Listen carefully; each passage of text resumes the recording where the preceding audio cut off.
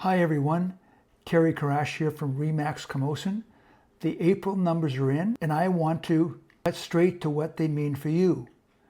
Whether you're buying or selling or just keeping an eye on things. Here's the headline. Victoria's real estate market is balanced. And that word gets thrown out a lot. But I want to explain to you what it actually feels like from the ground. Because it means something totally different depending on which side of the transaction you're on. If you're a buyer, this is probably the most breathing room you've had in years. There are more homes available in Greater Victoria right now than in any April since 2015. Over 3,700 active listings. You're not being rushed. You're not being forced into a bidding war on something you're not sure about. You have options and you have time to be thoughtful. Now, if you're a seller, that same inventory picture means something totally different. Your competition isn't just the house down the street. It's dozens of similar properties vying, all for the same pool of buyers. The sellers who are winning right now are the ones who came to the market priced sharply and realistically. The ones who didn't, a lot of them are still sitting. Or they've come back this spring at a lower number than they originally wanted. We'll get into that. Let's go segment by segment. Single family homes first. And here's the honest picture. The benchmark price for a single family home in the Victoria core sits at $1,339,100 for April. That's actually up from March, so prices are ticking in the right direction month over month.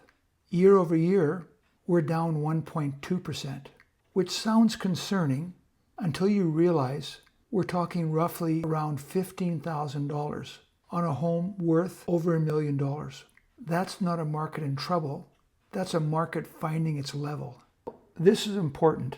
Not every area is telling the same story. The peninsula is actually the only area showing year-over-year price growth right now.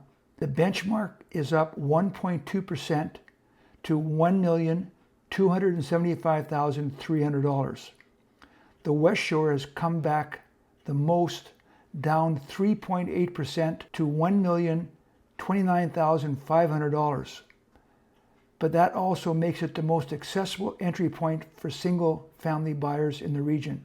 The Victoria core sits at $1,339,100 and Greater Victoria overall is at $1,177,700. Here's something that isn't showing up in the benchmark prices, but it's very real on the ground right now.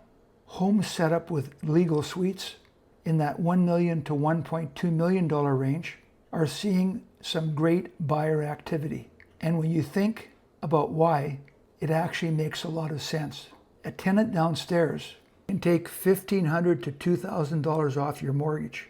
In today's rate environment, that's not a bonus, it's a game changer for affordability. Buyers have figured that out and they're chasing those properties hard.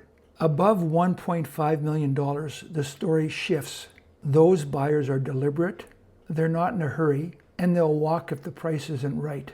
Get the price right and you'll sell. Get greedy and you'll be watching other listings around you sell. Condominiums. And this is a segment I want to spend a little more time on because the story here is a little more nuanced than the headlines suggest. On paper, April looked decent for condos.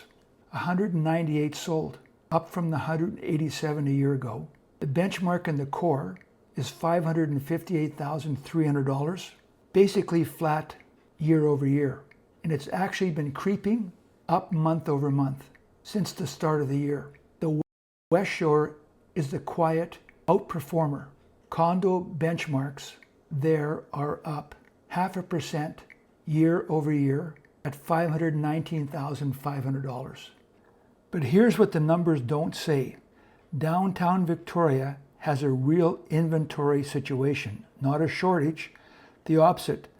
There's a lot of condos sitting on the market. Buyers in this segment have genuine choice. And when buyers have choice, they get selective. Certain layouts are moving well. Others, particularly some of the older one-bedroom configurations downtown, are accumulating days on the market. and those days are starting to become a red flag in a buyer's mind.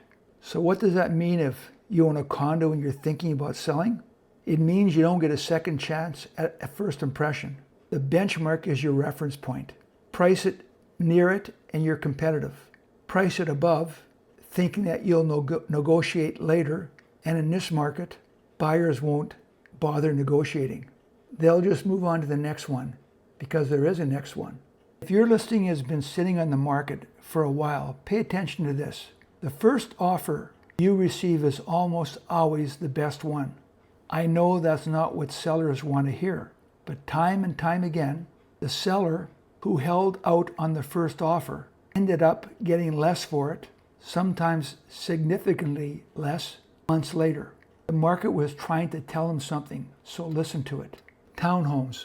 I'll keep this one tight because the story is actually pretty simple and pretty positive. The benchmark in the Victoria core is $840,100. Across Greater Victoria, it's $783,400. Both are down less than 1% year over year. We're talking fractions of a percent.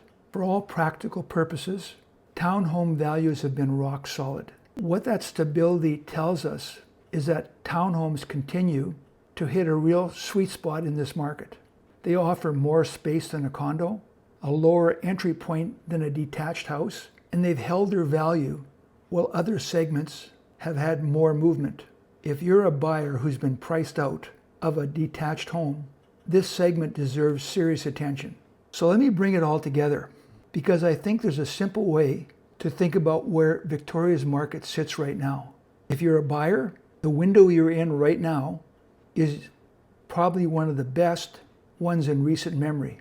Prices haven't crashed and they're not going to, but they're not running away either. You've got inventory, you've got time, and you've got negotiating room that simply did not exist a couple of years ago. The buyers who are winning right now are the ones who have done their homework and moved decisively when the right property comes up. Hesitation is still costly, but panic buying is not the market you're in anymore. If you're a seller, the market will reward you, but it will not flatter you. The homes that are selling right now are the ones priced in line with what the benchmark says, not what the seller hopes, not what a neighbor got 2 years ago, and not what some algorithm spits out. Come to market with a realistic number, present the home well, and you'll get a sale. Try to test the ceiling, and you'll be back having the same conversation at a lower price. 6 months from now anyway. The market isn't booming, it's not broken, it's honest. And honestly, for most people, that's a pretty good place to be. That's your April 2026 update for Greater Victoria. As always, every neighborhood and every property has its own micro story. And what's true region-wide might be very different from what's true on your specific street. If you want to know what the numbers actually mean for your home and your search, reach out. I'm happy to walk it through with you. Call or text me or send me an email. And if you want to sit down and go through your situation in detail, I'm always happy to set up a free consultation. No pressure, just straightforward conversation.